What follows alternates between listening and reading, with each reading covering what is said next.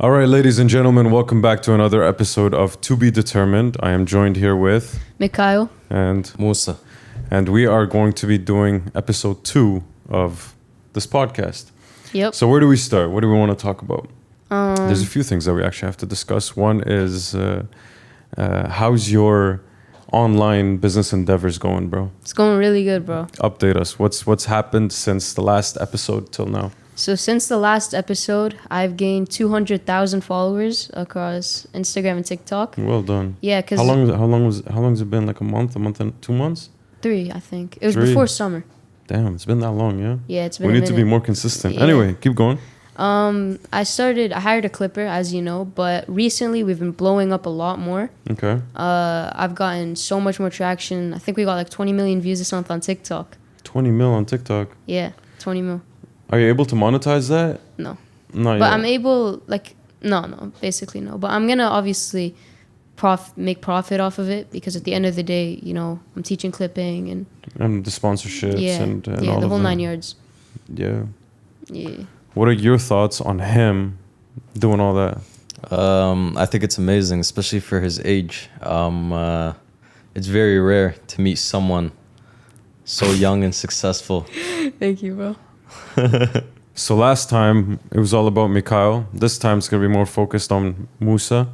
And I think the first question that we have is why did we choose to stay at Address Skyview when we first moved to Dubai? Choosing to stay at Address Skyview when we first moved. And Honestly, moving the family too. Yeah, yeah. from Canada. Honestly, because it was one of your dreams when you first got to the UAE. Yeah. You used to pass by the Burj and see that building Yeah. and say, "What a beautiful building." Yeah, and then yeah, we yeah. ended up there, and then the connections we made were just insane. Yeah. Insane. And we just renewed our rent for another year because there's no better place to Can't meet go people. wrong. You can't go wrong. You know. Simply can't go wrong. Yeah. No, another reason why was because moving the family from Toronto to Dubai and going into Dubai, a whole new city, a whole new world and everything. I remember at the time we were like, we want to put them in a place where they will always remember that they're in Dubai. So the view outside of our apartment is Burj Khalifa. It's just right there. You can't miss it. So if mom's ever, doing whatever, chilling, she just looks out the window and she remembers she's in Dubai. In one of the most prime locations in Dubai as well. Remember that? Of course. And also there's like a tunnel connecting it to Dubai Mall, which was super beneficial. But in terms of business-wise, tell them how you... Okay, so Moussa is the guy that... He knows a guy. You know what I mean? Moussa knows a guy. So when we first came here, we kind of split our roles a little bit, and his role was outreach and like business development kind of thing. So he would just come randomly throughout the day, be like, Hassan, I just met this guy, blah blah blah, and and then from that we met a whole bunch of investors, a whole lot of people that are interested in our development. And I mean, you want to share a little bit more about that? Honestly, bro, it was you pushing me. You know what I mean? We need to make connections. We need to meet new people. We need to see how we can expand on our business. You know what I mean? And that pressure was just perfect, especially for the fact that we were staying at Address. You know what I mean? And don't forget, when we first moved over, there was a second option. It was a hotel at Marriott's, but it was double the size. But we ended up deciding to go with Address, even though it was half. But, we had access to Dubai Mall. Exactly, And the Burj being right in in the front of Marriott's, us. they said they had Burj View. It looked like a toothpick. Yeah. Like it was like at the end of the world, and it was like Burj View, 100k dirham more Yeah. for that. What is that? It's like you can barely even see it. Yeah, but the more important was the lobby. Like the lobby in Address Skyview, Connections and all the day. people that you meet there is unbelievable. So like, you'd be in the elevator. Everywhere. Elevator, the gym, the lobby, washroom. It didn't matter, you know what I mean? Yeah. Just make a small comment, start conversation, and then for all we know, he's some big shot in his industry, you know what I Yeah. mean? Yeah, exactly. Because you have to keep in mind, like, our building is one of the most iconic buildings here in Dubai. So 99% of the time when we're going to run into people in that building, they're Also going to be something. iconic. Exactly. Exactly. Yeah. In order for you to do this, and like he has something that I wish I could do. Like he could just be in an elevator, with random people that he's never met before, and he'll look at him and be like, "What's up?" Honestly, bro, it's tell like him an example. Man. Remember Malik with the mustache? Oh yeah. So yeah, we were going up the elevator. I seen this guy at the gym, and then when we go up the elevator, he has like a big mustache, bro. It's a nice mustache. It's a nice mustache, yeah. So you know, I comment on it. I'm like, yo, bro, like nice mustache. And then we start talking. Whatever. Turns out he's a big shot with a big contracting company, and that he can get us connected with heavy investors. So yeah, just small comments, bro. Small comments spark up the conversation, and then let it flow. Yeah, you know? and then what he does is he arranges a meeting for us three, and then we meet, and then that's where my brother gets in. That's where I kind of get silent. But that's when kind of we introduce our project, and then we say exactly what we're looking for, what we need, and whatever, and then we all like. He's like, yeah, I know someone that could do this, and from that we ended up arranging 3 different meetings with 3 different big investors that were fully invested, interested, and looking for an opportunity like the one that we were presenting them. We did not go with any of these 3 options, even though they were relatively good options, because we were made an offer that was just too good to refuse, and we'll get to that soon. Another connection that. And not only that, it could be such a small thing. Like we met someone at Address Skyview, and he became a good friend of ours. We flew to Morocco together, and then randomly we were just chilling, me, him, and Moussa, and then he tells us about the Lamborghini. Yeah, the Lamborghini story was something. Go ahead. No, tell it. We were sitting in the lobby, and we got together. It was a group of friends, my brother and I, and he came up to us. He said, guys, like I could get us a Lamborghini for a really good price that we could make quick profit on. And then my brother looked at each other, did some quick homework, like went on Dubizzle, checked out their prices, and saw the price that we were offered. And we said, that's it. We're going in, you know? Bought a Lamborghini. Drove it around for about, 2 weeks or so. Yeah. And then flipped it quick, made some money, and then bought a Bentley right after. So we just got into the whole car industry just in a matter of just minutes. 1 hour, just sitting with a group of friends and finding out we could get a car for a really good price.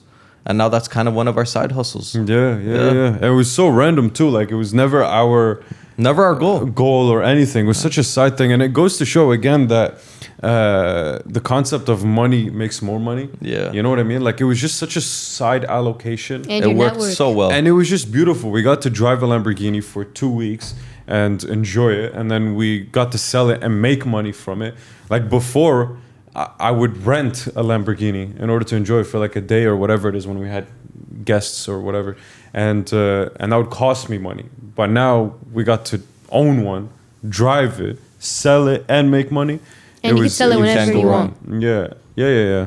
And it was just a win. So these are just examples of how like having good connections and just meeting people and being so connected and having a lot of people in your circle is super beneficial. And it's just one tiny example. Apply that to many others, and yeah, that's where the term your network is your net worth. Yeah. So, which is a fact. That's a term, yeah. Yeah, your network is your net worth. Is your net worth. Yeah. Yeah, because without the network, it wouldn't have happened. Well, we have the a whole fat Lamborghini. net worth. Yeah. Yeah, we did the net worth without the network, and now we're doing network, and now. Honestly, we have them both. We do. Thankfully, yeah. Alhamdulillah. All right, moving on to Mikael. Do you have a question for him? Honestly, bro, what's something you'd advise your viewers of your age group, age category, that you learned through your whole social media endeavor? So probably the number one thing I learned is something I see all the time within my friend group, just anyone, like a lot of people, they try to do businesses at my age as well.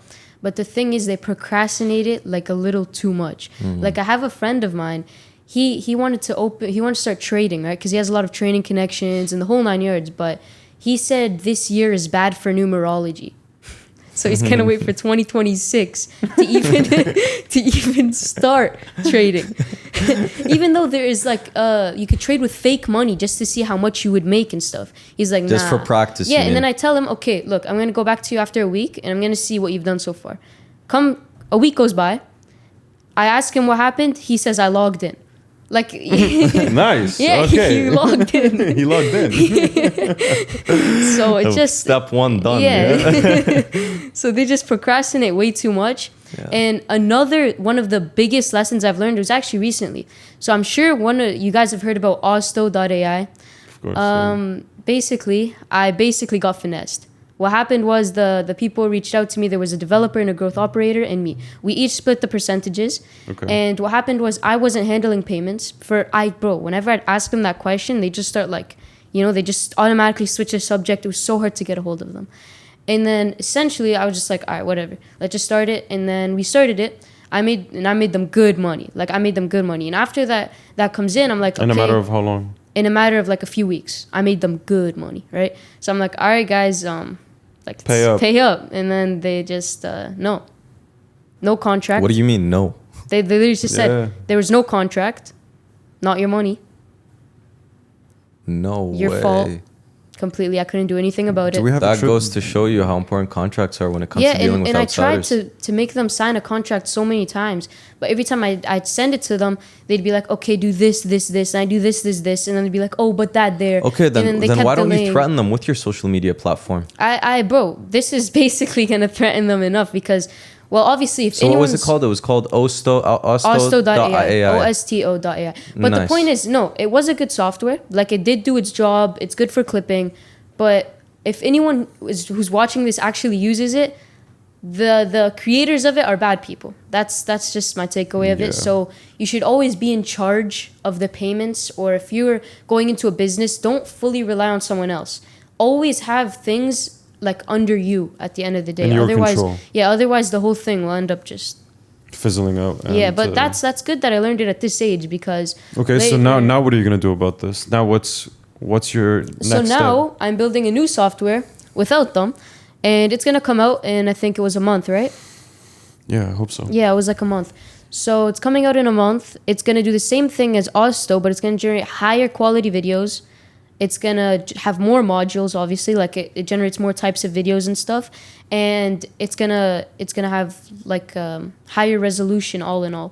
Nice. And yeah, that's basically. So you're gonna beat them in their own niche. Yeah, I'm gonna dominate. There you go, them. and you're gonna own 100% of it. Oh yeah, 100%'s mine. There we go. And I'm gonna have the dev, like I'm gonna pay him whenever I need something done. I'll just pay him rather than. Why don't you ruin the reputation of Osto.ai with Well, a few videos? Okay, so just to give you guys a background, Moussa is the killer. He's the cutthroat between us. He's the bullet. You know what I mean? No, but on a real note, like they did, he worked so hard on it. Like I remember, you know what I mean? Hours, he spent hours working on it for just having them betray him. You know what I mean? And they have, at the last they minute still too. have thousands like he's just asking on for subscriptions. So every month they're still banking off of me, and I can't do anything because they have subscriptions still. Because Osto.ai is a monthly recurring revenue type of business model. So it's an L I took. That's so unfortunate. Well, you learned your lesson from that. What's Moussa? What's the biggest lesson you've learned from building and all of this that you do? Honestly, the golden rule is treat others the way you like to be treated, but not on the job site. No, on the job Not all site. of them, not everyone. Not everyone. No, of course not everyone, but like, I mean, I don't know, 70-80% of them. You know what I mean? It's ruthless. It's ruthless. You know, if you're not on top of your game, you're not confident. Yeah, you're not confident enough in what you're talking about. You don't know what you're talking about. They'll step all over you. You know what I mean? Especially coming from a young person's perspective. Yeah, because we were on the job site. We were 20 and under. You know what I mean? Telling people, in their 30s and 40s, how to do certain things. Yeah, and 17 you came with your first house. Exactly. Yeah, I was 17 when we finished our first home. But from that standpoint, being so young and being put at the job site, as you would know, it has its ups and it has its downs. Yeah. Like it also taught us how to be, more socially aggressive in a sense, where like you want to get your point across and make sure they understand certain things that you had in mind. Not let people walk all over you just because you're younger. Of course. Jealousy. And that was the biggest struggle. You approach them, you're nice to them, you're kind with them, and then they take your kindness for weakness. Yeah. And then you have to show them your other side, and then Yeah. that's when. And then that's one side of the business, but then the other side are Yeah. the good trades that we deal with that is just all love. Oh, of course, man. Yeah. You don't even have to talk to these guys or negotiate with these guys. You just tell them go from this house to the next house. You know what I mean? And that's it. You don't have to discuss pricing. You don't have to discuss, upgrades or any of that. They just know. You know what I mean? Yeah. Unless there's something specific that they should be informed of. But like we have amazing people we work with, Yeah. and at the same time, I'd say maybe 70% of them, 80% of them are amazing, and then there's that 30% that just Yeah, yeah, yeah. that are Yeah, just they ruthless. And that 30% is there's a high turnover. We're always dealing with new contractors, new people in order to find someone that can join the 70% that has already been with us for a long time and that's reliable and trustworthy. Agreed. And that's where the whole term trades list comes from, which is literally the secret of our industry. Is the actual tradesmen and the subcontractors involved in building the home that we built. Because we deal with like 70 something different 70 plus different companies to erect one home. Definitely. And there's So a lot hold of on. parties involved. Hassan, if someone watching this would want to start real estate or anything, what's the biggest tip you would give them? Biggest tip is to shadow someone.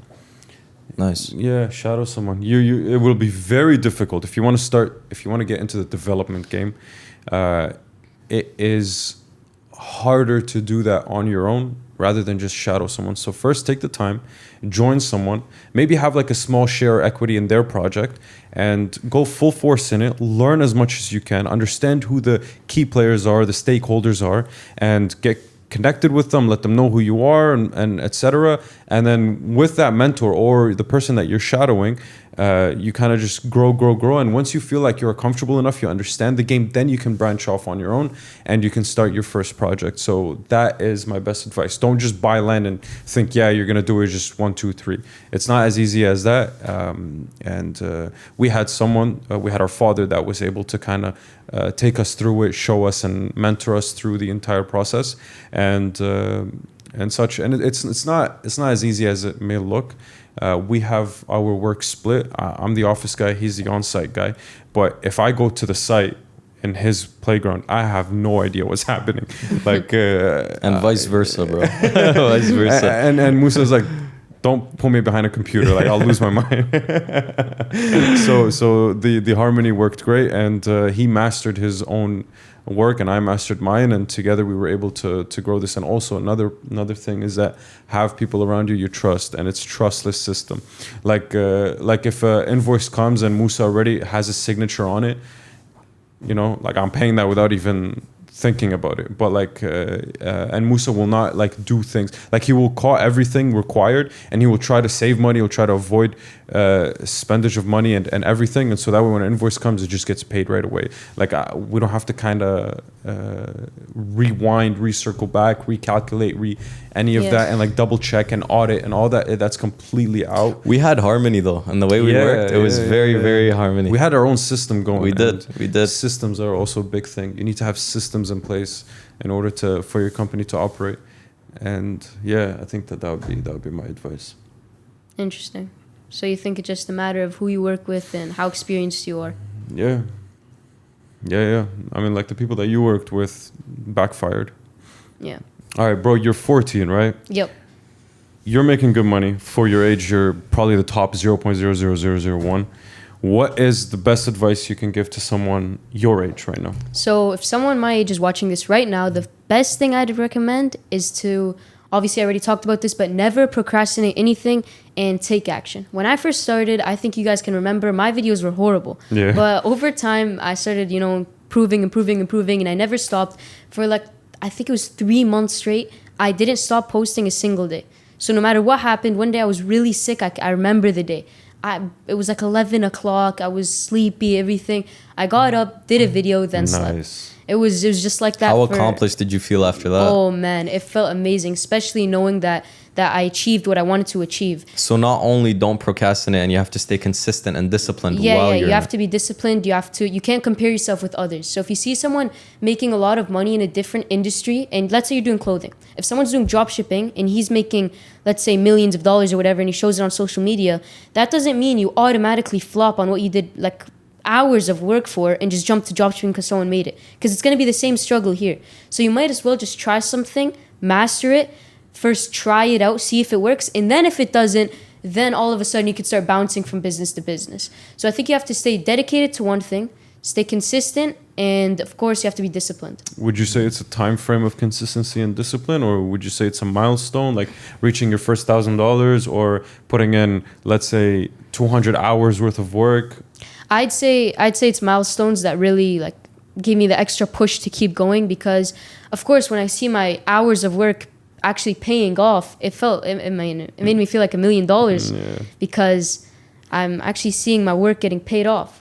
And I'm so proud of you too. Yo, I'm thanks, actually bro. so proud of you too, man. Yeah, and I started a long time ago. I don't know if you guys know this, but my first ever side hustle, I was grade 3 or 4. I don't remember. It was one of the two. But Logan Paul and KSI The Prime. launched Prime. So essentially what I do is I'd buy Prime, and at the time it was a little expensive. No, because you it was hard wouldn't to buy get. Prime. You'd be like, Hassan, can you please take me to the store for me to buy Prime? And then he'd buy me Prime, and then I'd sell it in school for more, and then I'd make money.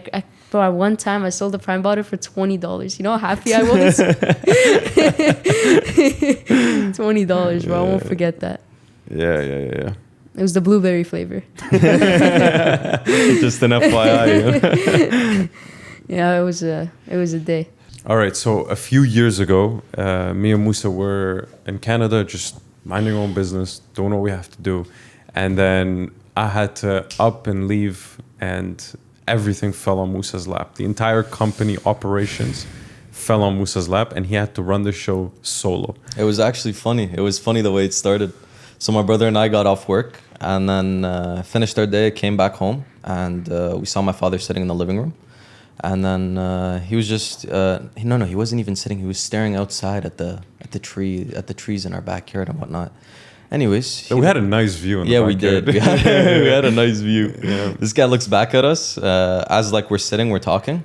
He looks back at us. He says, "One of you guys has to go to Dubai."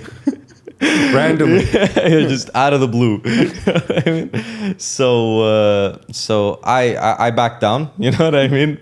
But I knew my brother would love to go, because Dubai's always been a dream of his. Yeah. So my brother jumped for it. He said, you know what, well, like I'll take this on. Yeah. So he had to leave and, you know, venture out and see what he can do for us, like how we can expand our business or expand somewhere else, you know what I mean? Knowing that the Canadian market is just falling the way it is. So like he foreshadowed. Yeah, he foreseen that whole transaction. You know what I mean? Of like Canada's real estate economy. And he's like, we got to jump ship ASAP, and that's exactly what we did. So my brother left, and everything, the whole company fell on my shoulders. It was a good time. It was a good time, but it was a tough time. I think I had like 2 days to tell you Yeah, a yeah, little bit of what I do.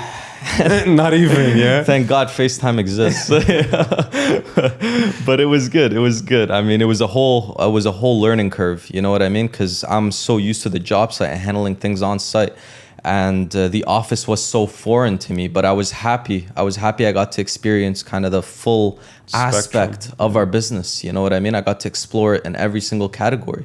So anyways, we were constructing 2 homes at the time. We began construction in September. And I think you left, when did you leave exactly? I think in September. In September you left, right at the start of that project. And my father, he always pushes that time is valuable, time is money, and that when we want to construct or do anything, we need to do it ASAP and flip. Exactly, time is money. So when my brother flew out to Dubai, he did a forecast for us, like prior, about, you know, how much money we'll have. So where we're headed. So basically what I do, part of our systems at the company is that that's kind of my responsibility, is that I create a timeline and a forecast of everything that we have due, everything that's coming in, and considering expenses, income, accounts payable, accounts receivable, everything, and then the projects that are ongoing. And then we can kind of foreshadow and foresee where we're going to end up in 1 year, 2 years, or this month or that month. And more or less, we're relatively accurate. So, which is crucial for any business strategy, by the way. Yeah, so if you guys are trying to start the real estate, this is another note they should probably 100%, take. 100%. No doubt. So my brother had that taken care of. And we couldn't, like, it was a disaster. We couldn't complete the project. Yeah, the numbers did not make sense. It didn't make sense whatsoever. So building 2 houses, in order for us to complete it, given all that we had due and such, the money was not there. It was not enough for us to complete the 2 projects. It couldn't be done. Anyways. But yet the father was like, Bobo was like, do them anyways. Begin construction. We'll figure something out. Exactly. So that's when we started. Which was the best call we've ever had. No He did doubt. it twice. Yeah, twice. Yeah, we'll talk Biggest about risk those. taker. Anyways, so we started construction, and I think it was around December. So we had both homes around where were we at? Drywall stage. Drywall. Yeah, we finished rough-in. We finished the rough-in stage. The exterior was being completed, so we were at the drywall stage. It only took us a few months. Like those homes got up pretty quick. Anyways, so during those times, I call my brother. Yeah, I call my brother. I'm like, bro, like, we're really low on funds. I don't know how we're gonna continue with this project, but your father's telling us to keep pushing, even if we have to pull out cash on our credit cards, et cetera, et cetera. So my brother says, okay, don't worry about it. Like, leave it to me. And no, we had this conversation prior to December. I think it was November. Yeah. Anyways, December rolls around, and I call him again. I say, bro, like we need money. The And then I drywaller think- came in at 40K times 2 houses. Exactly. It's insane. It's insane numbers we're dealing with, especially at those ages. You know what I mean? Like, we were young, talking about hundreds of thousands of dollars. Yeah. So my brother calls me. I think it was like midway through December. He says, Moussa, guess what? I said, what's up, bro? He says, what's your plan right now for construction? I said, bro, we're gonna have to halt our project. Like, we can't keep going. Like, let's at least sell one of them, finish one of them, and then hold off on the other one until we get the cash from the first one and continue construction. And then my brother goes, guess what? Check the account. I see $1 million in cash. That's when I knew my brother had done, had started his journey in Dubai and already started bringing in crazy numbers. Like, keep in mind, this is only him being there for 3 months. Wow. That's all it took. Yeah. And what's it called? Then we were able to continue our construction, finish those 2 homes, sold them. We made good money on And those. Hassan, how did you actually make the million? What was the business that you got into when you first came to Dubai? So it was a 2-part thing. So crazy story. My father built a luxury home for this man that used to work at the Four Seasons. He was the senior vice president of operations global for Four Seasons, and he built his house in 2012. Yeah. Something like that. And Baba didn't win on that house. He didn't. He He actually lost money on that house, which is crazy to think about. But so that person, fast forward to 2024, 2023, I think, was in Dubai at the same time that I was. And so then my father connected me with him, and he was like, Hassan, go meet him, go have coffee with him, and just get to know him. He seems like he's one thing you guys should know about my brother. Anytime it comes to business deals, business development, business skills, especially when it comes to meetings, professionalism, he's the number one guy. I'll tell you that much. That's why whenever we're in meetings, I let him 100% take the lead, Anyways, continue. Yeah, so I met up. Thank you, bro. Anytime, bro. So I met up with this man. We had a nice coffee. It was we met at Atlantis the Royal. He was there. He was doing consulting for that hotel, which is one of the biggest hotels in Dubai, and so he was pretty much doing hospitality consulting for that. So when I walked in, I saw the guy how he was living, bro. He had a corner suite at Atlantis the Royal, which goes for like 5K USD. And at the time, that was completely foreign to us. Bro, I didn't even know like a hotel room can reach that amount. You know what I mean? And this guy, first of all, the building is just a big wow factor. It's with some out of this world. It's such an astonishing, beautiful, grand building. Anyway, so as soon as I walk in, I'm like, where am I? And the guy's just waiting for me. I'm like, yo, hello, my friend, how are you? Blah, blah, blah. Got to talking. And then anyway, I told him, can you introduce me to people in the industry of real estate and development and construction? He's like, yeah, I know a few people. I'll arrange a few meetings. Like, of course, by all means, I know your father and you guys are good people, so why not? And so then day after day, so this was in September. So day after day, like every few days I would pop by Atlantis. I would meet him, and then he would introduce me to someone, whatever. And then eventually, because of how many times we met, and he saw me, and he saw how I act and how I'm serious and how like I'm here to work. I'm not messing around. Like I don't go out. I don't do anything. I'm just focused on my mission. And he noticed that. And then he's like, Hassan, listen. He's like, I've made a lot of money, and I want to kind of invest in real estate in Canada. Like, do you have anything on the come up? I'm like, actually, yeah. I'm like, ideally we invest in Dubai. He's like, nah, I don't want to do Dubai. He's like, I would rather Canada. I'm like, yeah, for sure. I mean, we have 11 lots in an area near Niagara Falls called Font Hill, single detached homes, and we're building 2 homes currently as we speak. If you'd like I'll be more than happy to open the door for you to come in and invest with us. He's like, yeah, please, like, show me the numbers. I would be more than happy to study it. And so that's what happened. So I went back, I did a whole breakdown, every number, everything. And that's when you came in saying that if you want to invest with us, we'd want to invest with you. Exactly. So I'm like, here's the numbers, here's everything. Like, it's good money. Like, this is the business that we're in. And so if you want in, it's open for you on one condition. And then he looked at me, he's like, what do you mean condition? He's like, if you want an investor, you don't give him conditions. And then I'm like, no, I have a condition. I'm like, I want to join your world in the hospitality industry. And he looked at me, he's like, interesting. He's like, deal. And then he's like, but like, where are you gonna fit? Like, I'm already rolling, like I'm solo, whatever. And then this is when I offered him that your company is currently based out of Las Vegas. I will transfer that company to Dubai, and I will make it based in Dubai. And whatever you're paying Uncle Sam, the 40% taxes or 50% taxes, whatever I save, I will take. So I'll be partners with you like that, and I'll work for free, kind of thing. And I said, your money will be invested. We'll have full contracts and everything through lawyers and legal, and we'll go from there. And then he's like, you know what? Like, this company that I have, like, I would rather grow it rather than just close it.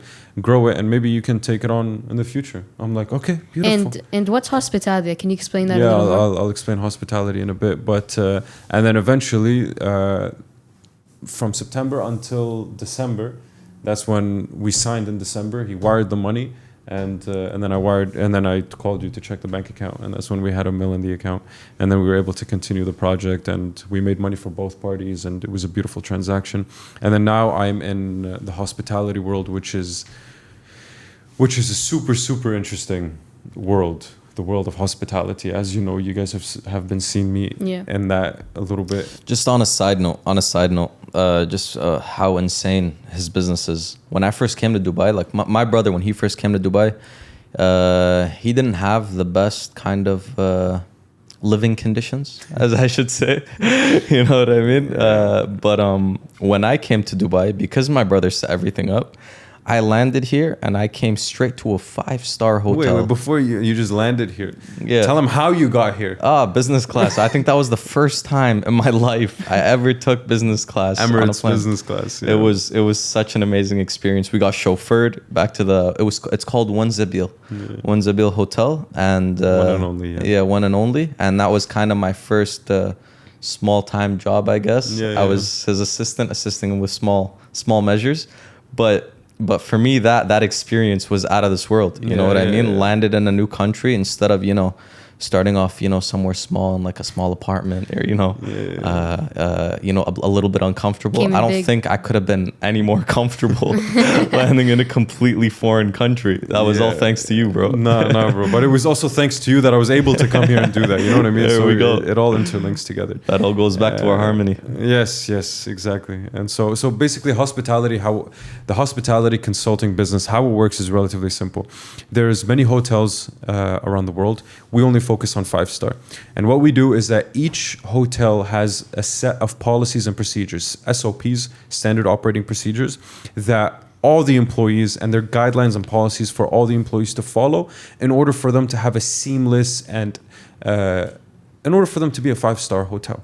So every measure is taken from front desk to housekeeping to room service to engineering to butlers to concierge, the entire 9 yards, valet, laundry, everything. So each one of these there's certain policies and procedures. What we do is we come in, we study these policies and procedures, and we revamp them and polish them if they're already good, and make them just that much better in order for the guest journey to be seamless, beautiful, and the best experience that the guest may have. Because at the end of the day, the guest is the boss. So the guest is what's paying all the employee salaries. The guest staying at the hotel. And for them to come back and for them to have a good time. So that is the whole purpose of our work. It's the operations of the hotel itself. And that's that. So in order for us to do that, we fly to different hotels. We stay at the hotel for usually more or less about a month time, and then we create a whole audit report of the current operations, and then we do our recommendations, and then the phase after is where we actually create and implement these recommendations that we advise them on in the beginning. Clean. And that's how it works. It's relatively lucrative because the experience that our team has and what we're bringing to the table is very valuable, and hotels know that and appreciate that, and they're willing to go through with that. So that is my and they give you a suite. They give you So there's a lot of benefits to that, which is you get to stay in like a suite inside the hotel. You get chauffeured, business class flights. You eat at any F&B outlet for free, and there's a few beautiful perks to it. So. Yeah, that's amazing. That's amazing. World. Yeah. Okay, going back to you. All right. Last time, go ahead. No, you go ahead. Last time I asked you what was the most amount of money you made in a single month. Yeah. And that clip went viral. Oh yeah. That clip went viral. It was a beautiful video though. Yeah, it was a beautiful video. Yeah. I watched it like 20 times. Yeah, that's what I'm talking about. And okay, now I have another question. What was ever since you started, like when you crossed the 10K mark? Yeah. Was it steady growth? Like are you now more than 22K a month, or are you dropping back down? Here, I'll give you guys the timeline. So I started a year ago, around August. Well, a little over a year ago. Okay. By January, I racked up 1K from clipping, sponsors. By March, I had 13K. Okay. And then by June, that's where like I started going crazy, like clipping, sponsorships, mentorships, everything stacked up. Everything all at once. Oh yeah, I was making like 20K per month. And I've said that in a previous video. But the thing is, now I got finessed multiple times and I had to pay big fees for my software, of course. And I'm building a course as well, mentorship, all these things.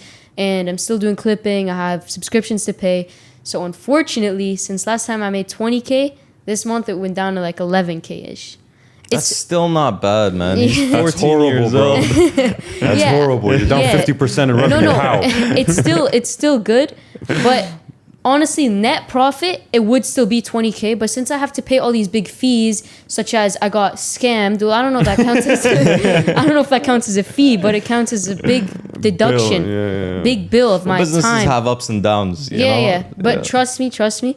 After a few months, we'll come back. We'll do a podcast and watch. No doubt. Not a single doubt. What's your game plan moving forward? My plan right now is to sort of finish the software that I've been developing, as you know, better than Austo by 1,000 times. And I'm going to try to, first I'm going to obviously test it with my TikToks and YouTube, because for all of you who know, I'm a clipper. I make a lot of money from clipping. So I'm going to test the software. It's obviously going to be amazing. You already know I don't do anything but the best. No doubt. But so after that's done, we release it as a clipping tool, because that's basically what it is. And then I'll have mentorships at the side. I'll have my pages, and then I have a question for you, bro. Yeah. What drove you to get into this whole industry, the whole social media game? What was the first thing that just kind of clicked? So what made you get up one day and film that first video? So I remember the exact day. So let me rewind back to July 26, 2024. That was, I remember the exact day. Basically, me and you were having an argument because I used to I was having an argument with you? No, it wasn't an argument. It was like a little talk. It was more... Why are you surprised? You guys argue and fight every day, bro. Yeah, but I was like, bro, I don't like Instagram at all. Like, that social media platform, it feels like is whack. Like, I'd just rather use TikTok. That's crazy. You said that? Yeah, I said that. Coming from me, the guy who has 200,000 followers on Instagram. But point is, I said that, and then Moussa's like, nah, bro, Instagram is sick. Trust me. So the next day, July 27th. That's all I said. Sick. No, July 26th at night, sorry. So we had this talk in the morning. Night rolls around. I'm sitting down, right? I'm chilling. I finished, I think I used to play basketball for fun or something. I was chilling on my phone. I was on TikTok, and I'm like, yo, let me see what Moose is on about. So I went on TikTok, and then I start scrolling a little bit, and I see a kid. I'm not gonna say his name, but he was making content about, you know, growth, mentality, how he's gonna start making money, all of this. And then I'm like, what? Why isn't that me? Like I was always into side hustles, but it never really clicked, you know. But that day I remember I sat down on our balcony with the Burj view, and I was just reflecting. I was thinking, I was like, okay, tomorrow morning I'm gonna make a sick video.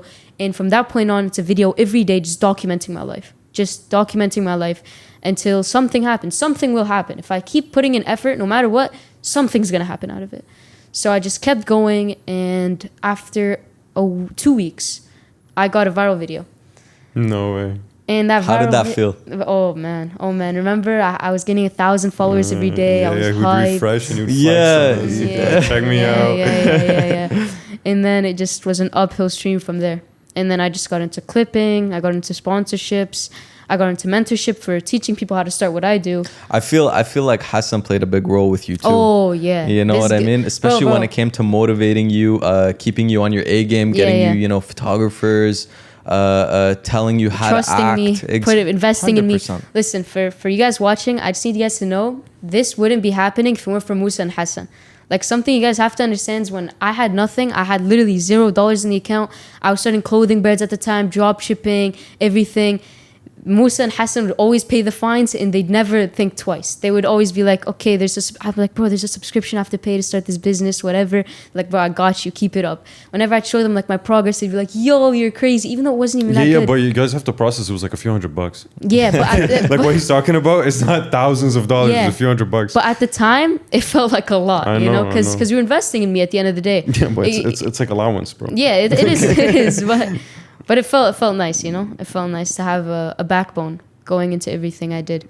But yeah, that's mainly how I got into it. But now you reminded me of my relationship with him and your relationship with him. let me discuss on that one. So with the way my brother and I kind of deal with my little brother. So my parents, they're growing a little bit older. So since my brother and my sister were a little bit more mature, we kind of raise my little brother. And the way it is I can't be serious with this guy.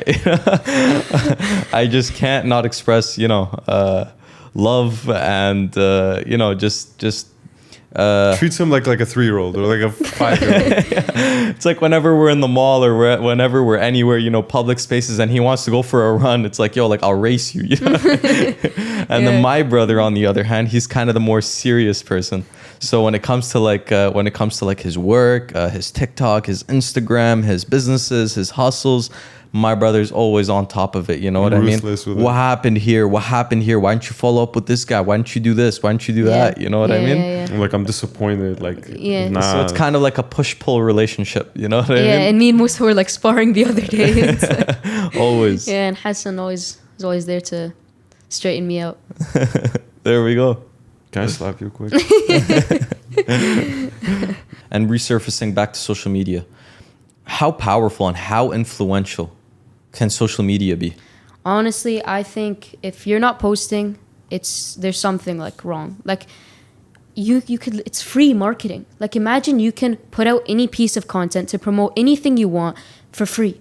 Like, you can literally do endless things. Like, one video changed my life, and it can change yours. And honestly, I just think you just have to press that button and take the step, and just going to be a smooth fall from there. Because at the end of the day, literally, as I said, you can make a video for free. Market you have nothing anything, to lose. Nothing to lose. And I sometimes get surprised. Why don't people post? They have literally nothing's on the line. The thing is, though, with you and your videos, you put on a persona. Like, you talk in a certain way. And where'd you catch up on all those things? Just I realized what goes viral, what doesn't, because again. So you kind of analyzed other people's videos. Yeah.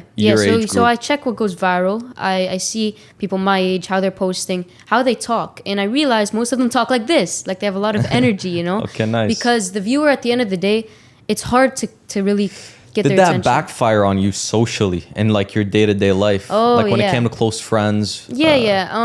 Honestly, it did. Sometimes people would go up to me and they'd be like, oh, millionaire guy. But like, doesn't faze me at all. Okay. Like, okay, yeah, I'm a millionaire. That's good.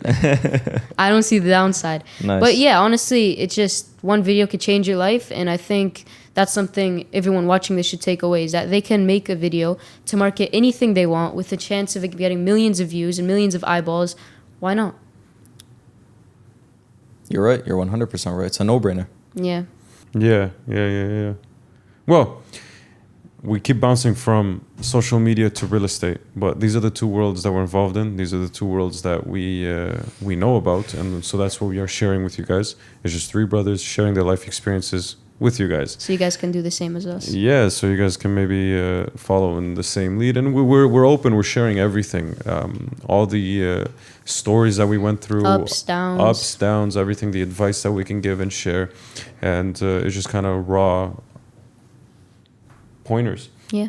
And so, for example, a good story is there was a piece of land in Ancaster. It was like a right angle triangle, and it was a very awkward shaped land. And I remember me and Moussa and Bobo, we were looking at it, and then we were like, and it was for cheap because no one wanted it. It was Like, awkward. It was awkward, you know what I mean? And it was cheap too, but the area that it was around was super nice. And so yeah. And you want to continue? So that's when we kind of did our studies, and our father really pushed for it at the time, because the area was a beautiful area. There was a lot of tear downs and then rebuilds of like beautiful new modern homes. So what we did was my brother got in touch with an architect, a very, very good architect. And we kind of planned, my brother and the architect kind of put together a beautiful, beautiful plan for a beautiful home. It was a modern, state-of-the-art masterpiece. 98 Oneida, you're going to see it over here. Anyways, so we constructed that home. And after we finished it, I think one of our neighbors or someone in the area actually went online and said that home is his dream home and drew it. I hope we find that video. Yeah. No, it's off. He removed it. So there's this content creator that wanted to move into this house specifically. And so he sat down one day and he just literally drew the house. And he fully drew it, hand drawn and everything. And he showed us in the video. And he posted it on social media that how he was like manifesting it. But unfortunately, he could not afford it at the time. But yeah, when we sold it to this guy who paid cash, and that was one of our most profitable projects that we've ever done. Off of an awkward lot that nobody saw potential in. Exactly. We made potential. Exactly. We added value, and we got to receive that value too. It was a beautiful project. It was a beautiful project. Okay, well, this is the end of today's episode.